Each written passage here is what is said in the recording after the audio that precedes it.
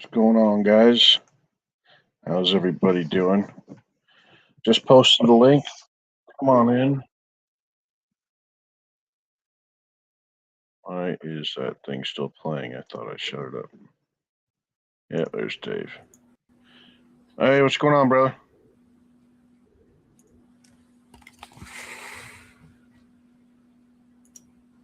What's up? Not much, man. Just trying to get a hold of Dave, see what he's up to. He seems to be unresponsive. I mean, he's usually been pretty busy lately with moving things around, possibly changing locations out there in California. So I don't know what he's doing. I don't have anything really prepared, but I figured I'd let you guys in. Come on in, we can talk about anything and see if he shows up. I'll keep trying to reach out to him. Yeah, people in the chat join the party. Yeah, come on in. Just keep it clean. I'll send the link out there again. I don't know anything you guys want to talk about until. It's June here. Oh, geez, man. How's that time traveling stuff going on? It's good. It's 43 degrees Fahrenheit right now, so it's warming up slowly. You guys are. How's your latitude compared to North America? That's a good question. I want to say we're farther north than you are, but I'm not. You probably are. Yeah, I was going to say, I'm almost positive we're farther north, but I'm not an expert on latitude and longitude. I'll actually pull up Google Earth right now and kind of check it out because I'm curious. I have a feeling you guys are quite a ways up there. But, yeah, I mean, we're next door to Russia, so. But Russia's huge too, right? So. Yeah. Yeah, so it's like, what part? Like, I didn't realize, that England is actually up there with parts of Canada, so they're even further up north. Oh yeah, they're up there too. I'm actually waiting because I was talking to, I can't even pronounce the name of the chat, the Sean Gerber in the chat, waiting for a link or a YouTube video title. So supposedly after he and I talked about, Indian Mongolia and stuff, he got videos and he was telling me about some magic show where people were jumping on glass and not being hurt. But he's also saying that they were praying, and I am confused as all heck. So I'm trying to figure out what that's about. I didn't really read the chat. I kind of glanced through it. So, but I mean, the link is posted. If he wants to come in and talk, I mean, you don't even have to show your face, man. Just come on in and. Yeah, there's no judgment. I'm just confused because, like, is it a magic show or is it not? Because it could be a variety of things, especially when it's in India. So I'm not clear on what is happening with that. But it's a fun convo, so we'll see if that goes anywhere. What in the world? Why wouldn't Google Earth open? Oh, there we go. Okay, I had to click on this other button. I don't have a PhD. Push here, dummy. Oh, yeah. Trying to. Let's see, Mongolia. You guys are right. China's at your southern border, right? Yep. There's Japan.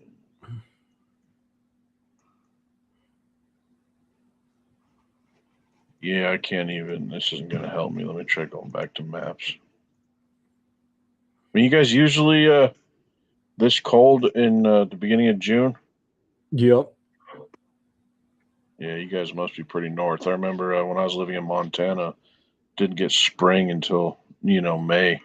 And the summers there were so short, and the winters, the snow stayed on the ground for about 6 months total. Oh, yeah, it gets pretty cold here.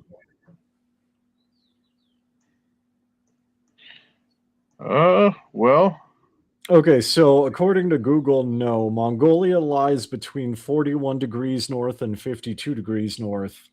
Yeah. The United States lie roughly between 24 degrees north and 49 degrees north. Yeah, I'm looking at Google Maps. It looks like you guys, if you took the very center of Mongolia, you'd be basically right on the border of Washington and Oregon. So yeah, southern Montana, South Dakota, Yeah. Minnesota, stuff like that, And like the most northern part of Mongolia might be right on the southern border of Canada. Um, yeah, so I guess what's your altitude? I don't know. Let me look that up. Altitude. You're asking me a bunch of questions that I never think about in my daily life. The altitude is 1,350 meters above sea level. What is that? About 2,500, 3,000 feet, something like that. So it's about 4,300 feet above sea level. Yeah, that's okay. So that's. So I grew up in Colorado. That's just a little bit shy of that. Yeah, I could see. So you do have a much thinner atmosphere, so I could see why it'd be a little bit cooler. Also, we're a lot drier here Is there a lot of than the desert up US. there? Yeah. And just flat terrain in general.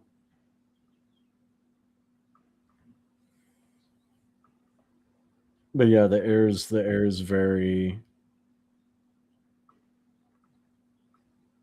very dry. Have I heard Tuvan throat singing? Yes, actually, several members of my wife's family do various forms of throat singing. From Tuvan, then there's Buryat, and then there's others.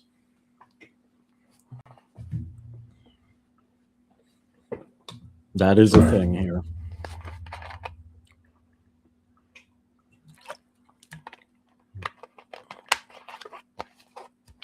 There's varying forms too. Like the women, there's a fair amount of women that can do it too.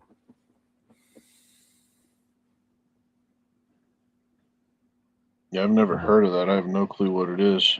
You pull up some examples or something, or Yeah. So, I mean, this is going to be Siberian, but I'm almost positive you've heard of it. So let me get to the link and let me find a timestamp. Or better yet, can I share my screen? yeah, go ahead and put it up. How how do I do that? Oh, share screen. Okay. Yeah, the middle All button. right. Yeah, share. All right. Then So, then I have to accept it, and there it goes, and then all it should. right. So this is Otikin. Let me figure it Whoa. out. This is Otikin. They're in Siberia. So I'll play a little bit. I'll get to the part, okay? You guys ready? Yeah, go ahead.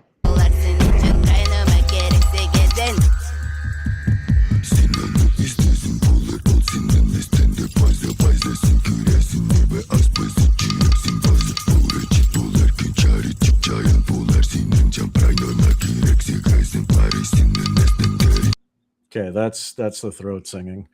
Really, that just sounded like you had a really deep voice. I didn't really. No, because like you sing from like the throat. It's not like the actual mouth like Westerners sing. It's actually like deep in the throat.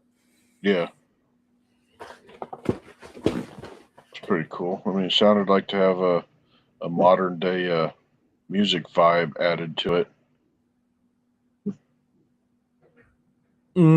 That's more traditional, I think. Is I it? mean, Otikin's not Mongolian; they're in Siberia, so they have their fundamentally different culture, which you can tell by like the clothing, the hats, the boots, everything. There's some pretty weird looking outfits they had going on there. No, it's normal. Western clothing is actually the weird one because it changes on a whim. But like a lot of clothing in most parts of the world, it stays pretty consistent throughout the history. Because I mean that style of clothing predates America. Hey, welcome, brother. How's it going? Oh, good. Yeah, speak about whatever you want to talk about, man. Just keep it clean. Oh, no problem. You don't have to worry about me with that. Uh, guess if I read your name, it said scriptures and stones, I might have figured that, but Well, you can never tell though. I mean, I came from another podcast that posted in my thing, like in my feed, and his name was like Scripture or something, and he was claiming that he was Jesus and he was trying to sell his book, and he's swearing at Christians for not buying his book. So, I mean, It's a good point. granted, I wasn't helping anything because I'm trying to get him to unalive himself, and I'm making things worse. But still, it's the name doesn't mean anything. I'm a let's fan of. start a whole podcast that's entitled "What Christians Shouldn't Be Like" or "What Christians Shouldn't Say." Just have fun with it and go from there. It is to some point culturally dependent because I mean, if you read the book of Ezekiel, if you look at one of Paul's chapters, Paul does, for the time, use some choice words, but the context makes it, relevant.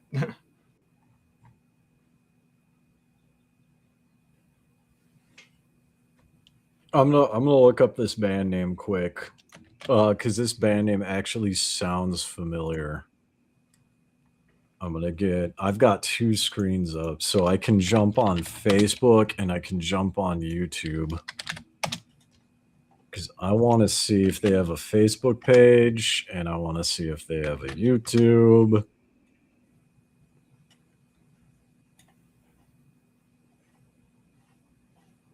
Just letting you guys know, it's pretty late on the East Coast, so I'll probably only keep this going for like maybe 25 minutes or something like that. 11 o'clock, I'm shutting it down. I'm going to go to sleep if Dan doesn't get here. No, yeah, it's all good. Oh, I Is there have any seen these particular guys. topic that you guys had in mind, or is it just a free for all? Well, we usually, like, this is designer talk, so we usually discuss stuff that shows evidence, that for creation and for a designer. Dan usually has a bunch of stuff put together, and I kind of just jump in and talk about it. I don't have anything prepared, but if there's anything you'd like to share, go right ahead. Right now, we're just, talking about anything until he gets here. Okay. Well, he's looking up that band name. I'm actually an old Earth creationist, open to some degree of evolution, but not like completely naturalistic evolution. But I was mentioning in the chat the other day the New Creation Studies Journal, the New Creationists, which are a group of young Earth creationists, have kind of a different position, a more what I would consider an intellectually honest position compared to some of your old school creationists. Are you familiar with their new journal that they put out last year? I am not. Please enlighten me. I think it's by Todd Wood. Yeah, it's called New Creation Studies. They put out Volume 1, Issue 1 last year. And I mean, it's a pretty elaborate journal. The first one was 94 pages. Would you say Todd Wood? Is that what he said his name was? Yes. New Creation Studies.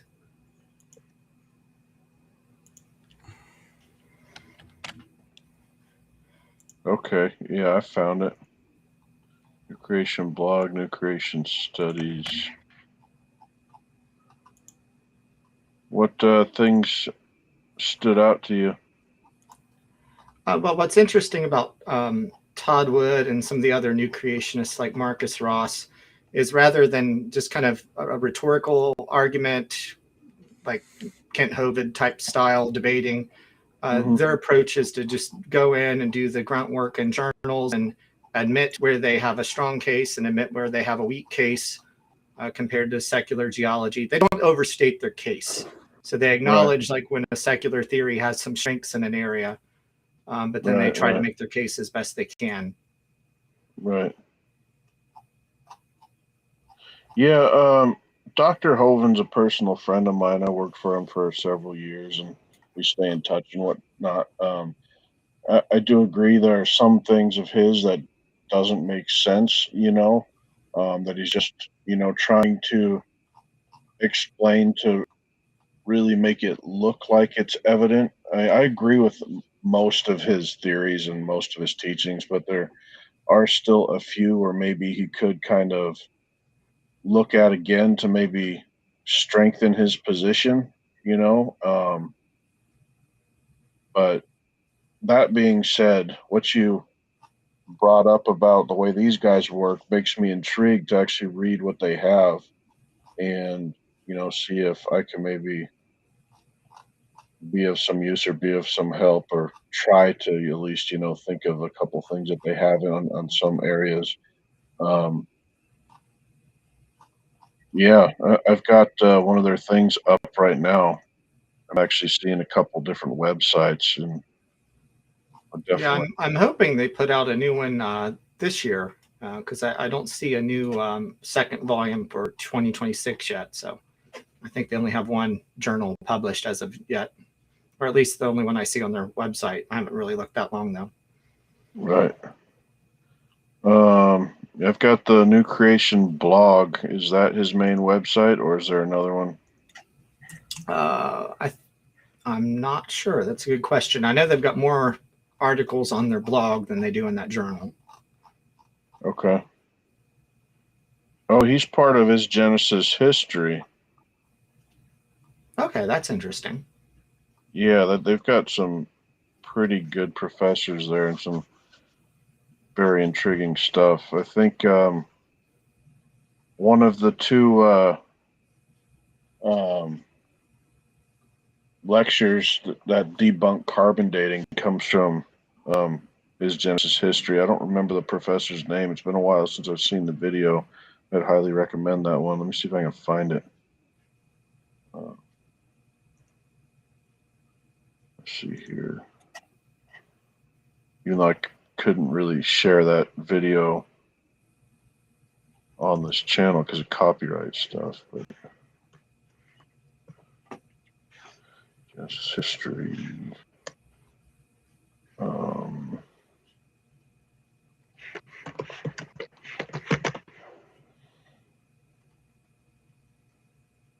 Now, I appreciate this approach a lot more than some of the older ones that just kind of use presuppositional argumentation to try to philosophically undermine, empirical science. Because a lot of debates between scientist and creationist, it gets to philosophical things that the scientists aren't familiar with, and the scientists will bring up technical stuff that the creationists not familiar with, and we just talk past each other. So yeah.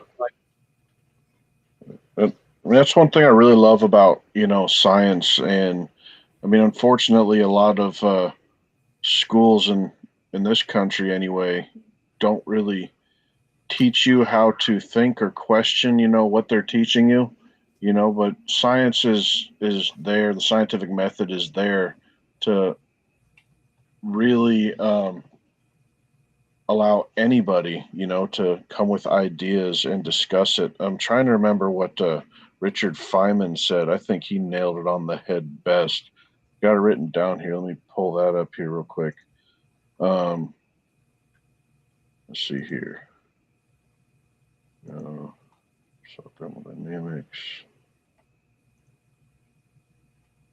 Okay. Yeah, it was an archive in Caltech. He said in the values of science, it is our responsibility as scientists, knowing the great progress and great value of a satisfactory philosophy of ignorance, the great progress that is the fruit of freedom of thought, to proclaim the value of this freedom, to teach how doubt is not to be feared but welcomed and discussed, and to demand this freedom as our duty to all coming generations. I think that doubt that he was talking about is the backbone of all scientific thought. It's the fundamental principle of every scientific debate. It is the duty of everyone who looks up at the stars or looks into any field of science and asks the question of why and how. And unfortunately, we don't have enough independent thinkers on this planet, and I think that's one thing that some of the ways kids are taught about, the evolution theory, or even, from a creationist point of view, the Bible says this, so you can't question it. It kind of puts people in I don't know the exact term, but some sort of psychological position where they're not allowed to question anything, and just like their mind is only focus on that. And we're not taught to broaden our horizons, and start questioning or asking the simple questions. Yeah, those are just some of my thoughts, but I'm very intrigued in this article you showed. I definitely want to read this thing.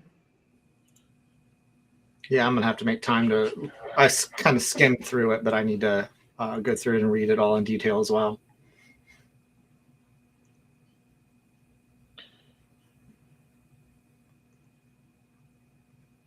Let me answer this question. No, the scientific method is taught in university and science courses. I didn't say that, it wasn't taught. It's just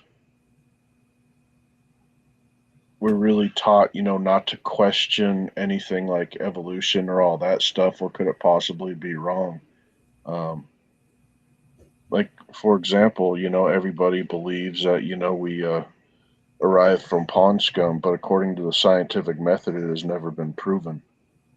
The scientific method is a very, very, very big part of it. I've actually got a little thing here of the scientific method. Let me see. It's that if you get deep in the philosophical literature on the philosophy of science, like there's a lot of debate about there actually not being a single scientific method. And that's why I think sometimes the distinction between observable science and historical science that people like Ken Hamlin to make, I think it's a little bit problematic. It's kind of an oversimplification of the state of, because different fields have different methodologies. Yeah. I'm trying to pull this specific example up here. I got, several hundred slides to go through. I'm trying to, just easier to learn with the visual reference. Oh, geez, where is it? There it is. Okay. Dave, I used to think we had the same headphones, but I think they're slightly different.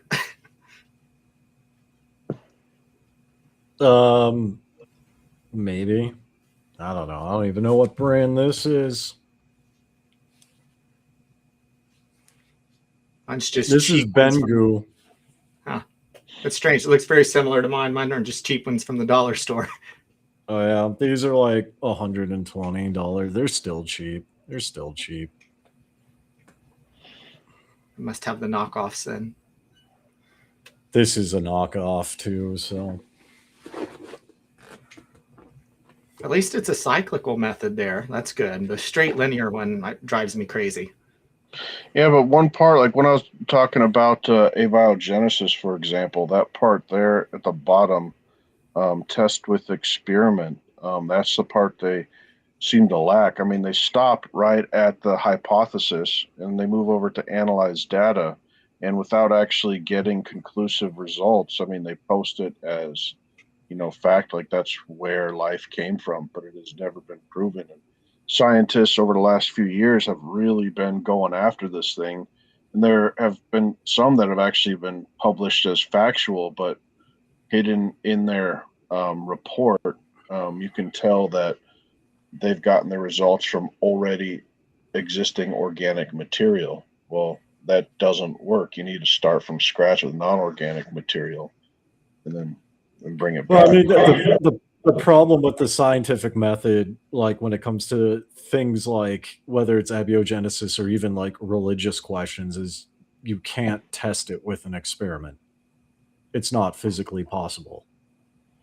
Well, in their theory, I mean, yeah, I agree. The second law of thermodynamics won't allow it to happen, but they're trying to prove it, and yeah, and I mean, it's just in general, because when you talk about things from like however many thousands of years ago or billions of years ago, you can't exactly replicate that, even if you just because I mean, even if you take, like Steven said, like or Achilles said, the 13,000 year model, the Earth is fundamentally different 13,000 years ago than it is today. So you still have a fundamentally different starting point. Yeah. But I guess what I was saying, I mean, their theories are, they think they know how the atmosphere was like back then, and in a lab you should be able to replicate those that hypothesis and then make it happen. And according to abiogenesis theory, it wouldn't take millions of years. It would need to happen quickly, because when you bring that first life form into existence, it would need to find something to eat, and it would need to, stay alive for any period of time, or else it'd just fall apart and die if it didn't have a way to sustain itself or keep itself replicating. Then it wouldn't exist. So it would need to be um, a quick period. It wouldn't need to sit there for millions of years and stay alive before some sort of sustenance existed for it to eat. I think that's one of the big things that's overlooked in the evolution theory, is that there would need to be things perfectly set up in order for life to exist. Could have the, like what you have at hydrothermal vents today. I think that's one of the hypotheses, is that it wasn't even a sun driven energy flow. It was from the hydrothermal vents, which we find, I think, archaea and some bacteria-like organisms living off the chemicals down there. So now, obviously, I think God had a hand in it, but you got to give the theory fair treatment. So there's that scenario, and then another one of the really old fossils we have are these blue-green algae, stromatolites, which do photosynthesize. But there is the point that you get a lot of life forms in the Cambrian, and how did things evolve that quickly to that point, or is it just we have a gap in time there? So I think there's good evidence for God's handiwork in all this, but just getting the first life form is a big deal. That is a big mystery, admittedly. But once you have some of those early ones, the ecosystem problem of sustaining them, it seems like we've got sources that could feed them already.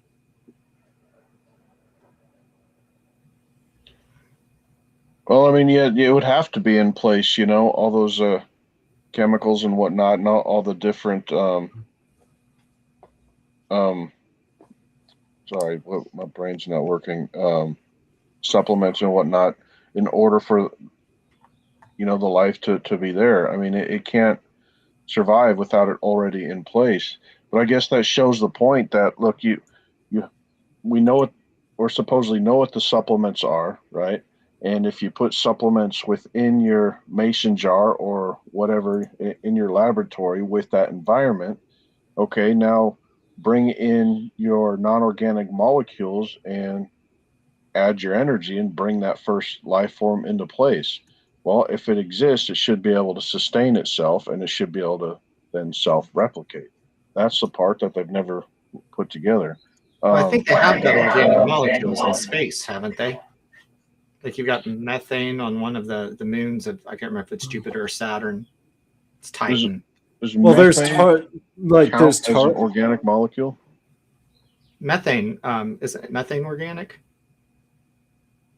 I believe so. It's been forever since I've had chem. Yeah, I was gonna say I'm rusty on chemistry. Yeah, I don't know.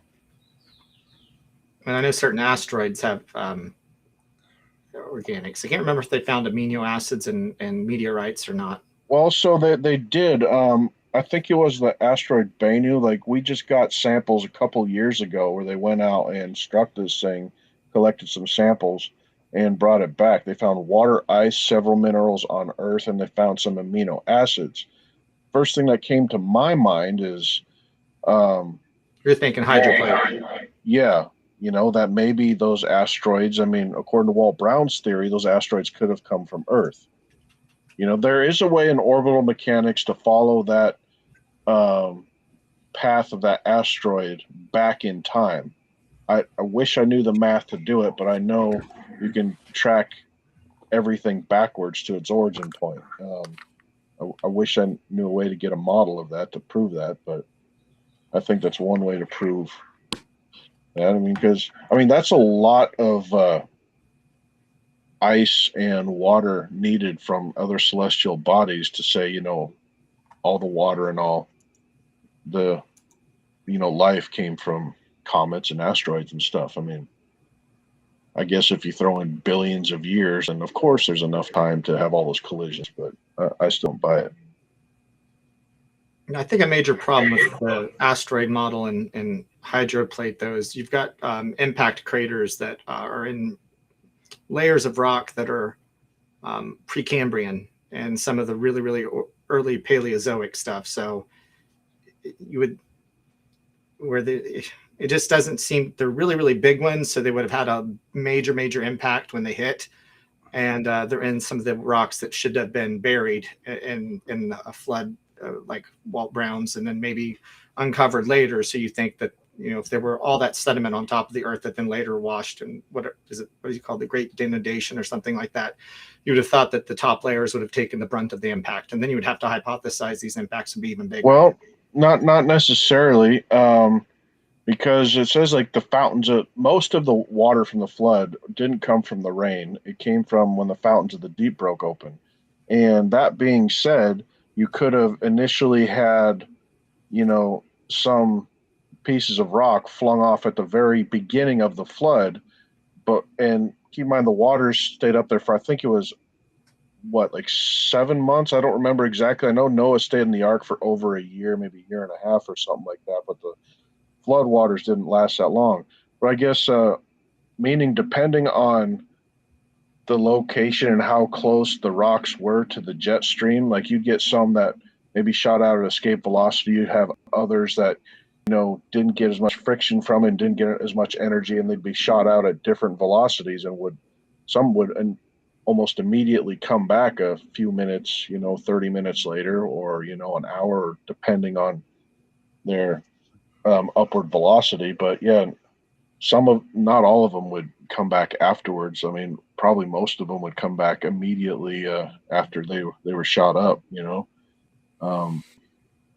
It's interesting that there's so much, I don't know, and this is a me thing, but it's interesting there's so much hype on like knowing the unknowable, and I think that's just because humans are curious, but I don't think we're ever going to fully truly know how the universe got started, just because it is so vast. Like, our brains literally cannot even comprehend the size of our own solar system. Yeah, I know, right? Or the mileage from like Earth to Pluto. Our brains just can't compute that high. So there's going to be a ton of theories, and obviously people of faith are going to stick with what makes sense to them. But yeah, everybody has, every scientist has a point of origin or a worldview, and that's usually one thing that strikes it.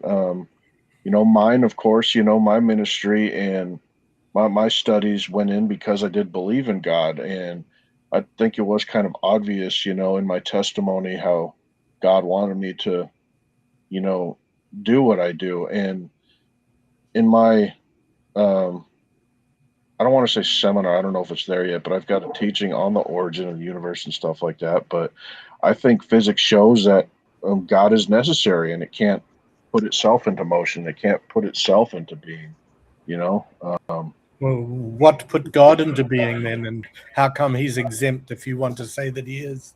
This goes back. That's very convenient, isn't it? Well, that goes before we get to Claude's question. There's the question of what is God, right? We have to answer that question first, because Claude mentioned God is a he. How do we know God is male? Right?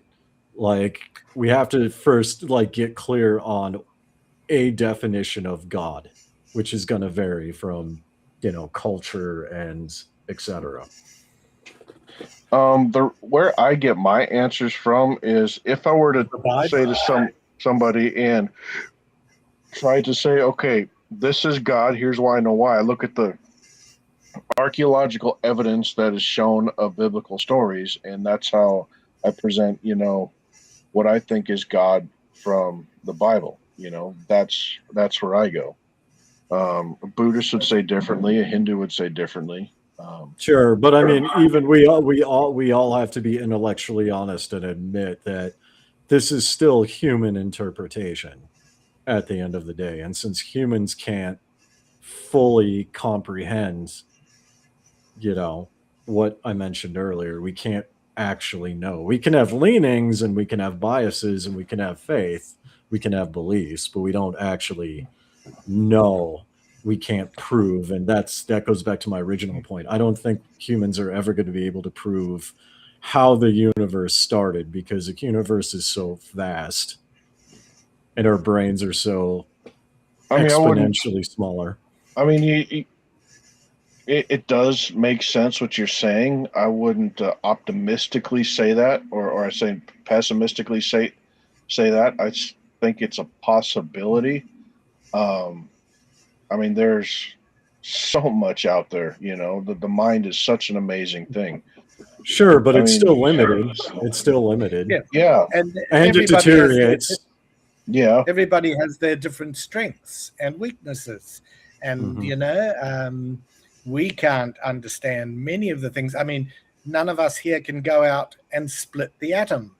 None of us here could have discovered the double helix from DNA. None of us here could have mapped the human genome. But there are some extremely intelligent and gifted people who have. And I take notice of them.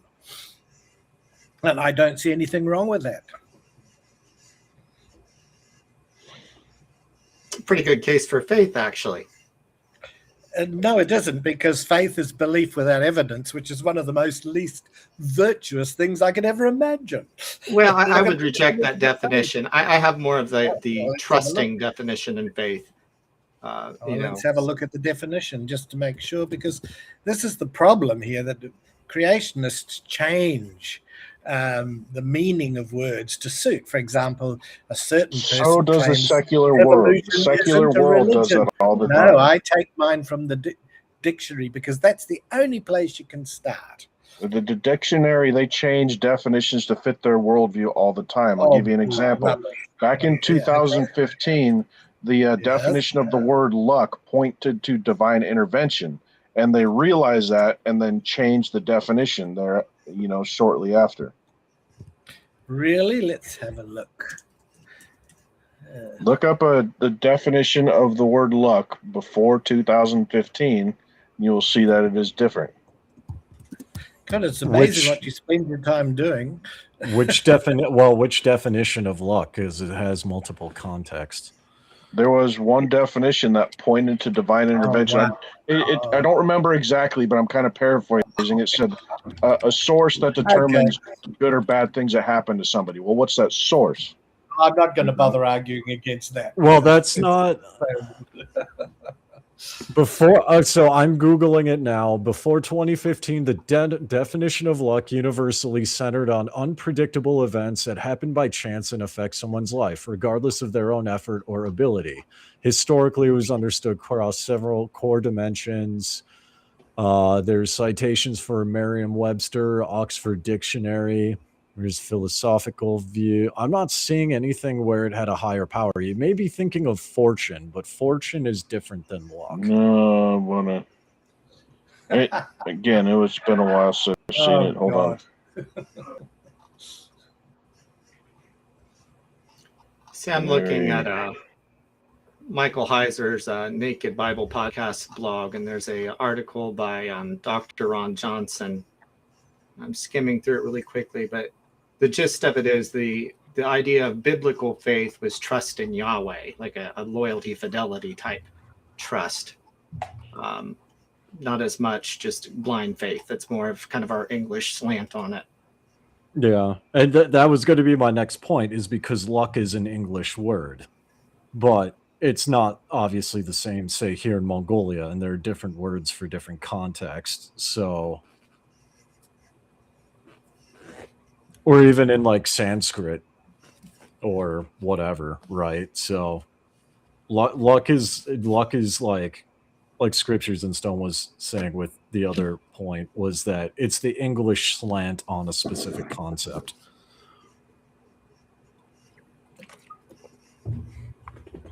Sorry, I've got a message I got to reply to. No, that's fine. I'm just Googling this and I'm poking Is it around in Dan? Merriam-Webster. Yeah, I'm not finding anything where it's like a higher power. Like there's references. Has Dan been in touch? Is he coming on?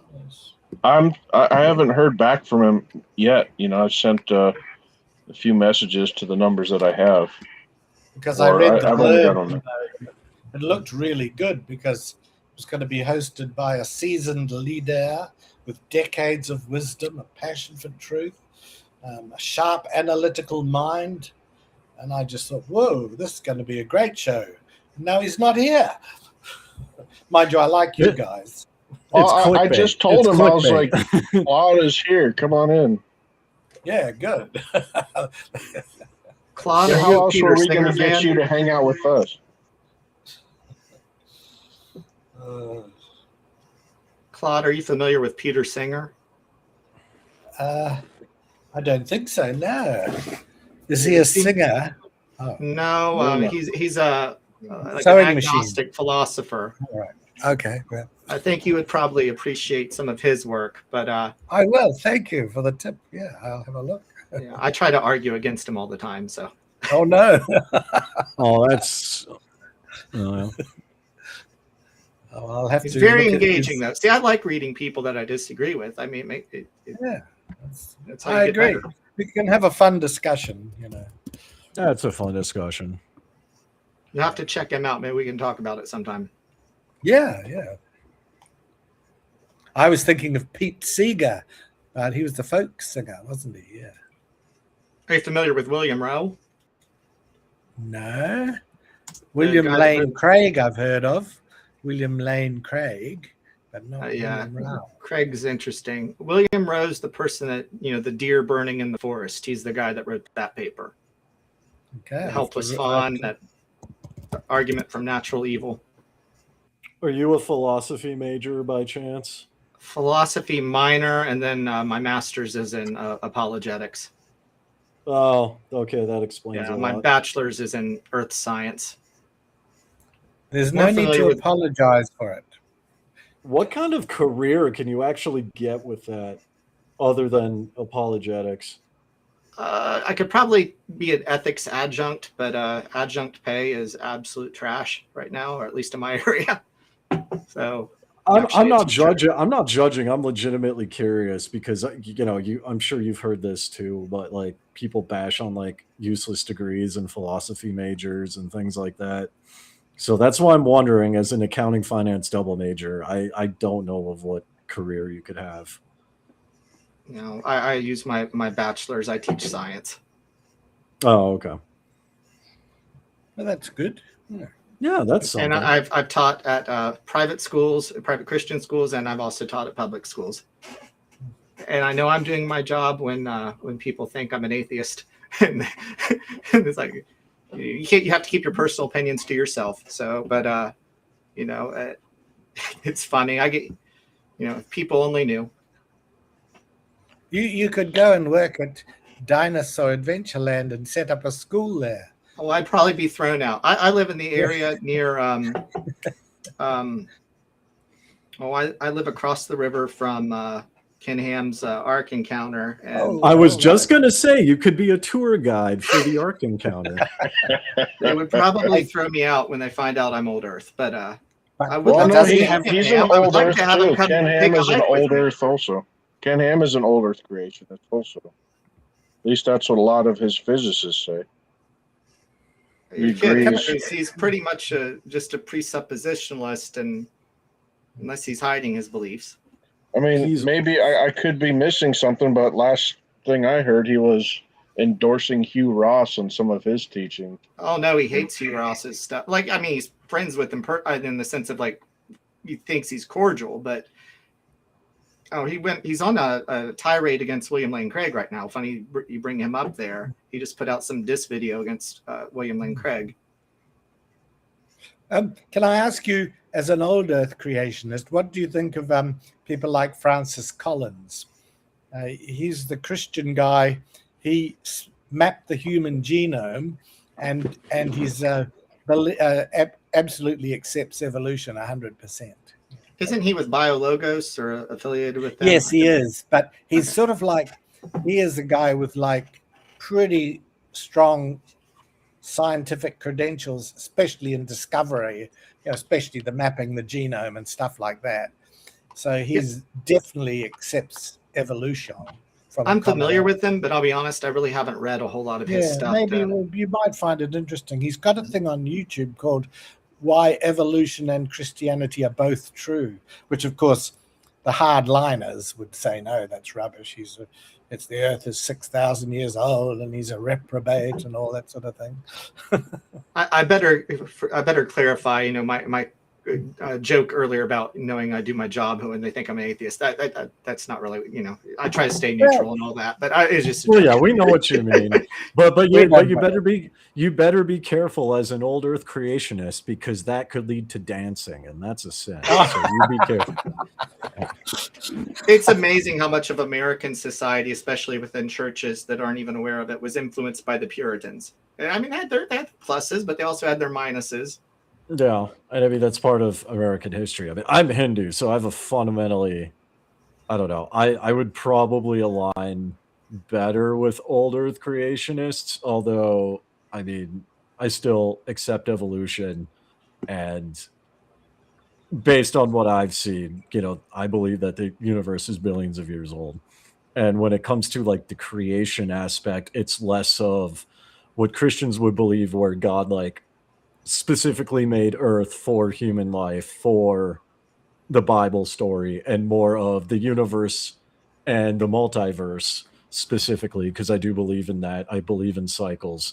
It's just an ongoing process of creation and destruction, and we just happen to be in it. So it's more of a, I guess you could say, more of a deistic approach. One of the thoughts, there's no way to prove this, but one of the thoughts I've wondered sometimes, you guys are familiar with the Mandela effect, right? Yeah. This is just completely off the wall out there. I'm not saying that you could formulate this into a good explanation or anything, but there is that small possibility that, after the fall, we went into a Mandela effect universe with all that. It's crazy, but but very small.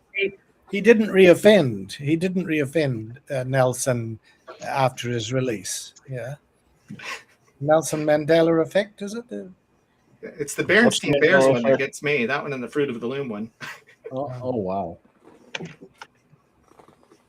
What's the Mandela effect? It's the idea that there are things today that we remember, like earlier in our life, being one way, and like you look up the history on it, and it wasn't. The Berenstain Bears, the spelling of it, that's a really common one. Some people remember Nelson Mandela. Space Jam 2. Yeah. Or no, it was, what was it? Alakazam or something? Kazam? Shazam. Yeah, Shazam. There we go. That might be it. But some people have memories of Mandela dying in prison when he didn't. And they I think I know the effect you're talking about. Yeah, basically like something happens to you, and then, moments later, you remember something completely different, and even though the eyewitnesses who were there, or even the video footage shows, no, you walked down those stairs backwards, not forwards or whatever, but you remember it differently. That's partially true, but the Mandela effect even affects eyewitnesses, and this was like, there was a study done where people who were at the trade towers at 9/11, right, they were interviewed 10, 20 years later. But what ended up happening was they were eyewitnesses, and it was proven that they were there, but they completely misremembered their own experience. So they experienced one thing, but that didn't actually happen,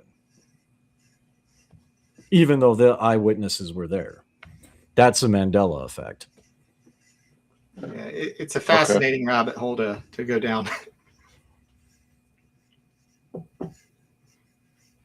Yeah, that gets into the realm of quantum mechanics, alternative timelines, and That's my hobby.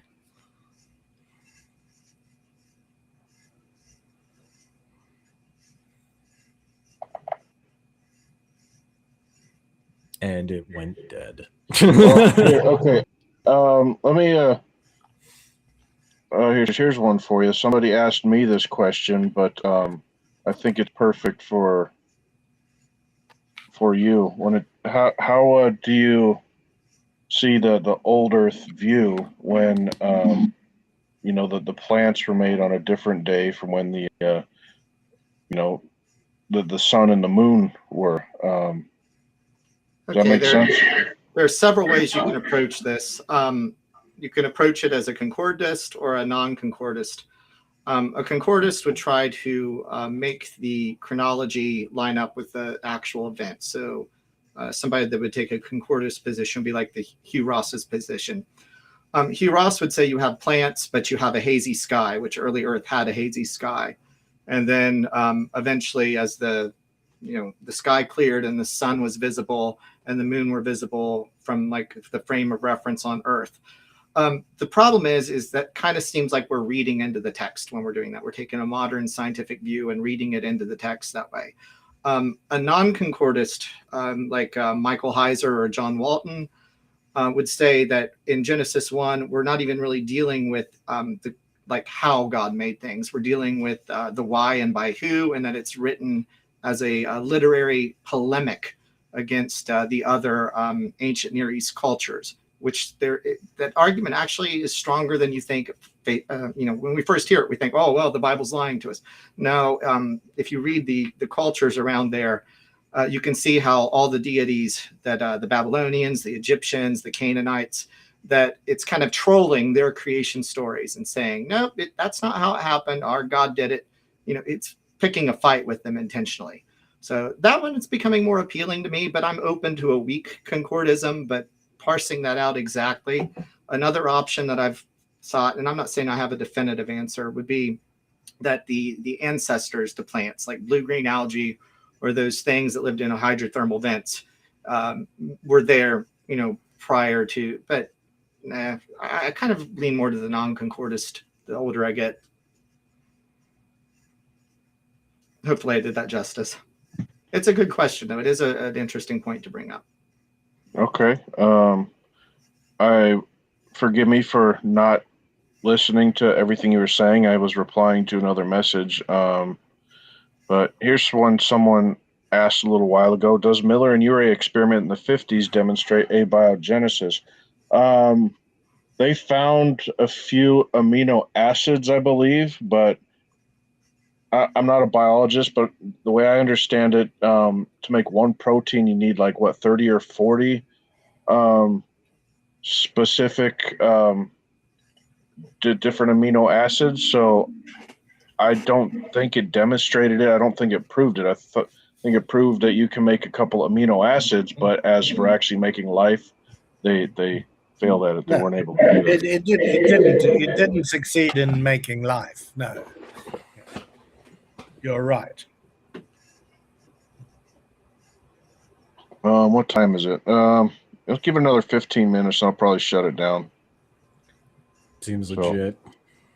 I don't think Dan's coming on. If he does, he might start one up a little later. It's a regular occurrence. This happens every time.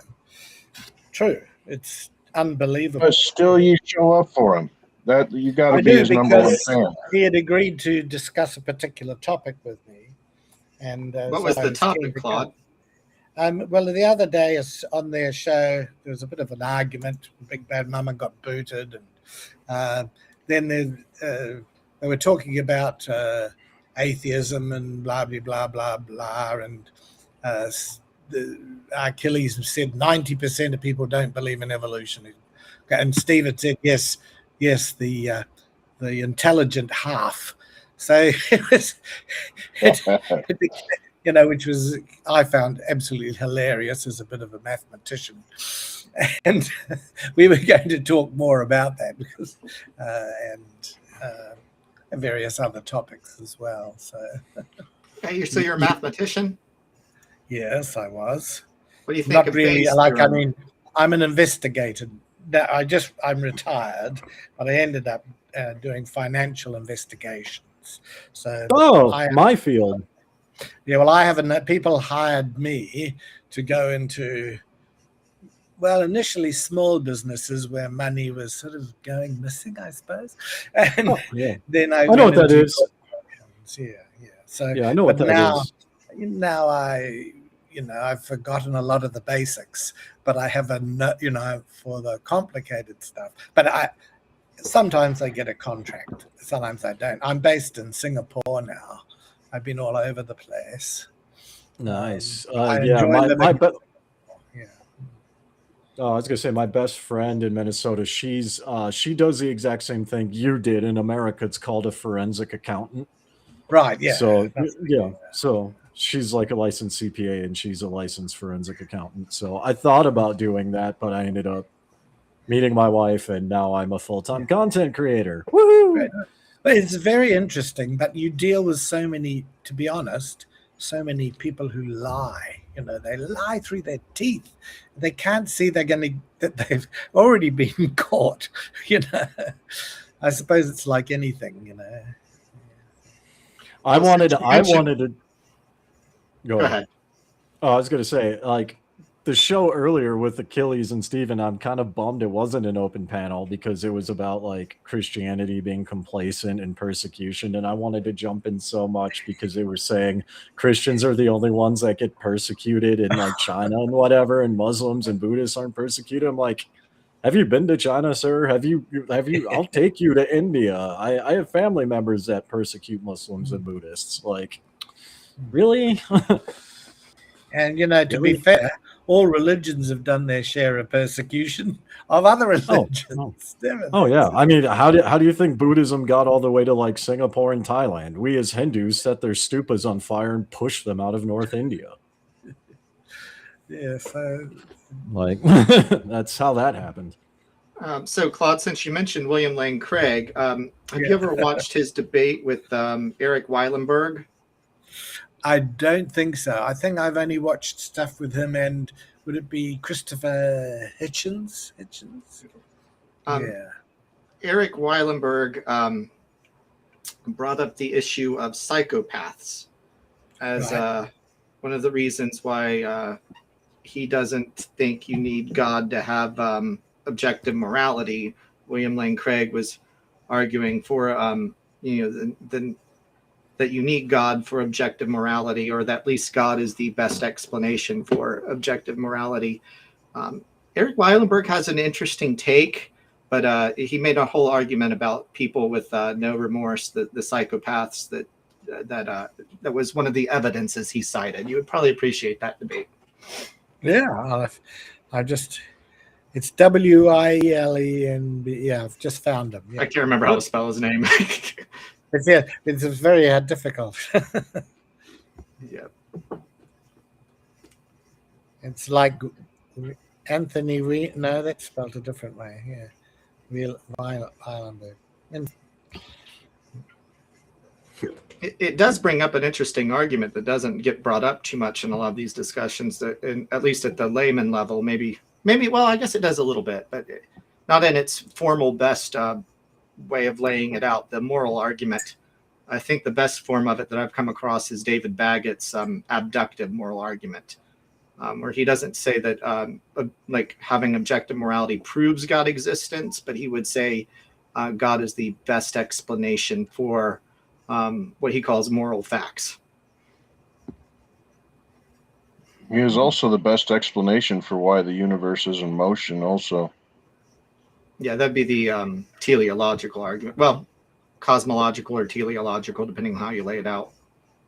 Well, an action cannot act upon itself. Something had to put it moving, right? An object at rest will remain at rest unless something acts upon it. Well, the entire universe is in motion, from the largest galaxy down to the smallest molecule.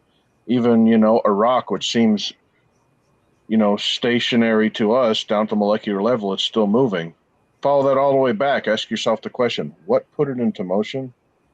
I think also that shows evidence that the universe can't possibly be infinite.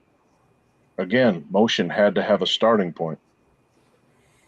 That's kind of the Aquinas Aristotelian take. The one issue that a person could bring up is that on the quantum level, you see particles popping in and out of existence, especially the virtual particles and things like that. So, but to get it at the macro scale is a big deal. Yes, but that's happening in an already existing universe. It doesn't show that the universe can create itself spontaneously for nothing. So if the universe isn't infinite, what is on the other side, where it stops? What happens after that? Say that again. We can't observe beyond where light comes to us. Yeah. So there is that one thing. Yeah. There's like a gravitational thing that seems to be pulling stuff outside the visible universe. We know there's some stuff skewed to one way. And I know James Webb's telescope's doing all sorts of stuff now, and I'm not caught up with all of it. But yeah, we can only see what light has come to us. We can't really see beyond it.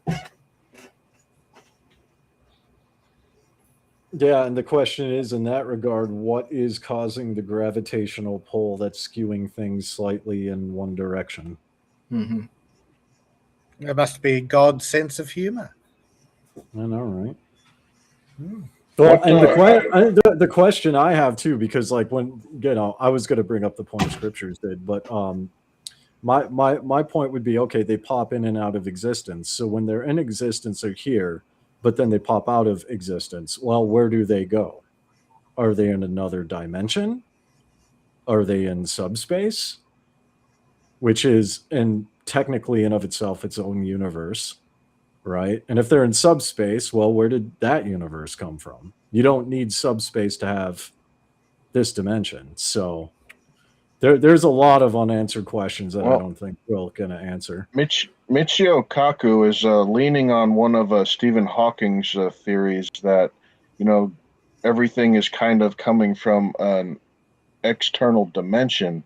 The creationists would argue, that, God stands outside of space, time, and matter, and energy for that fact. And I guess you could classify that as an external dimension type of thing. So in some ways, they are kind of thinking in the same direction, maybe.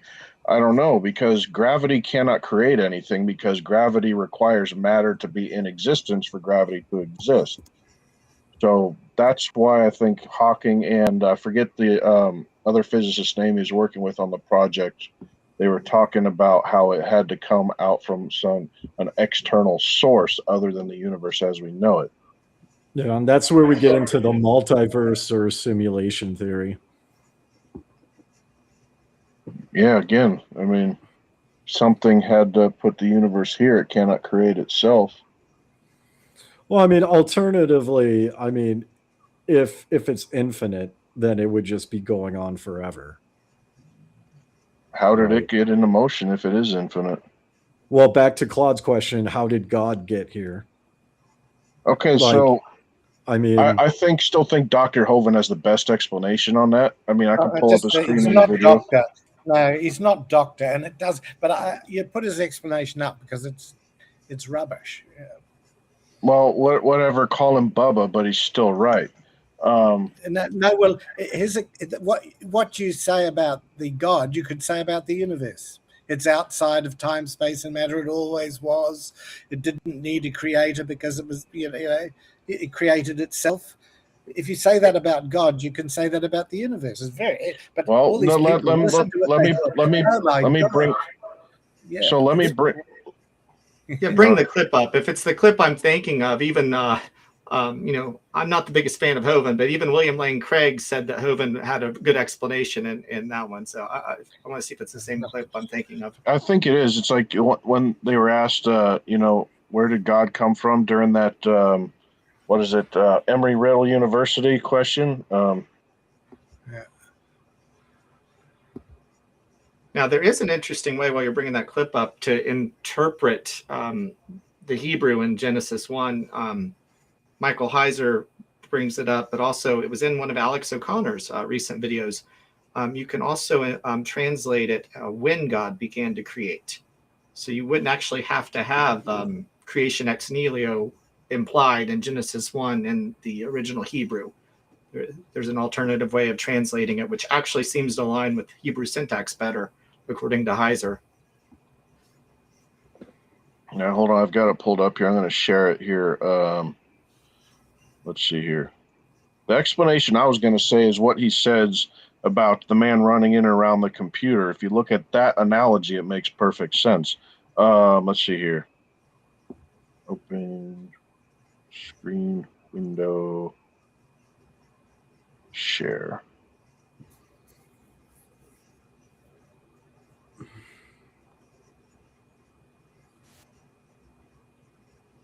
Yeah, that's the video I was thinking of. Let's watch it.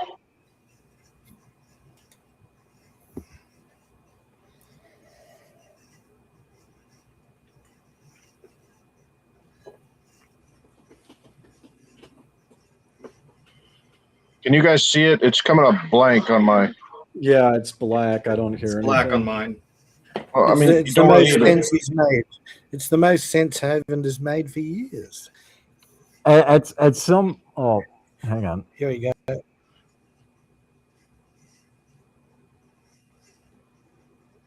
It's muted.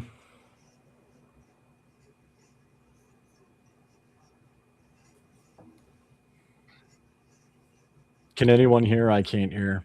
No, I can't hear either. All right, you guys can't hear it. Is that what you were saying? Yeah. I've got really bad internet, so it might not show it. Maybe I can, instead of, it's nothing you really need to watch. Maybe I can lower the resolution and we can get it back there. If one of you guys with better internet than I have, you can pull that up. I just look up Where Did God Come From, Kent Hovind on YouTube and play it. It's a 3.5-minute video. I'm just looking it up on AI and see if he goes, yeah. Anyway, I guess I'll just put it this way. So the analogy that he was using was basically, if you look at the computer, the engineer who designed the computer isn't running around inside the computer changing the numbers on the screen, right? The engineer was outside of it. He thought about it, put it all together, and then put it into being and made it exist. The same analogy works with God creating the universe, right?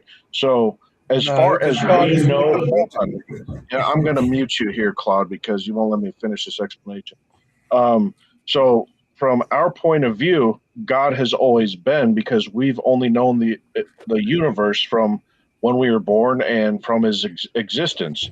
So anybody to create it and, put it into place, being outside of it from that universe's point of view would have always existed. The problem with that analogy is like, all right, the guy makes the computer. Who made the guy? The engineer still has to come from somewhere, right? Well, yes, but the point of view from the computer's point of view, like the computer existed, and all he knows is the universe from when he existed. He doesn't. From his point of view, the engineer has always existed. That's but you could say our best explanation. We see God as he's always been. You could say that about the universe, though, too. So.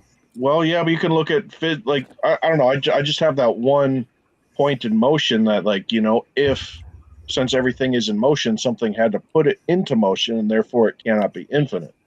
Because motion had to have an origin point. But I don't know.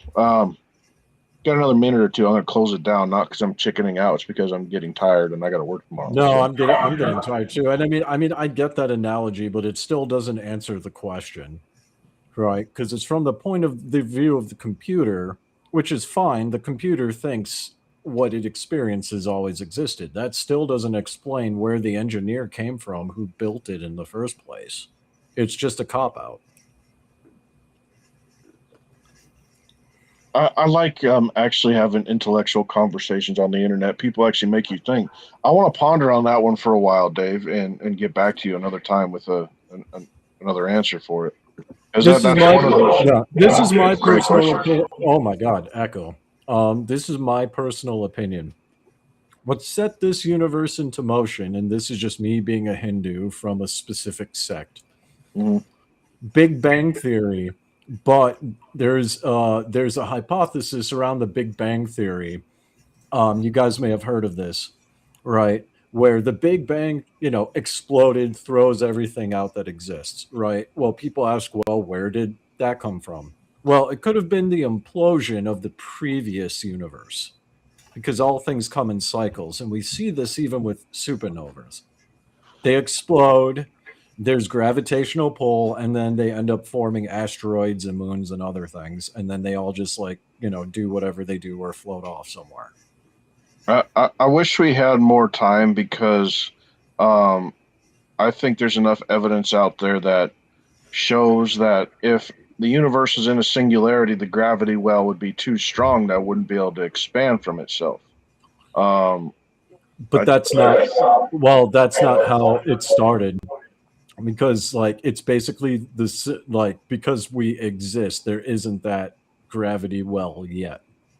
But for whatever reason, and again, I this have is just a 30-minute lecture that goes into all of that stuff and breaks down the gravity of it too. Okay. I don't want to go into it now, but I mean, another time I would love to. It's 11:30. I got to work tomorrow. Thanks, guys, for hanging out. Yeah, y'all have a wonderful night. I'm going to play this little thing here and then shut it down in about 15 seconds. I don't know where Dan is. I wish he was here.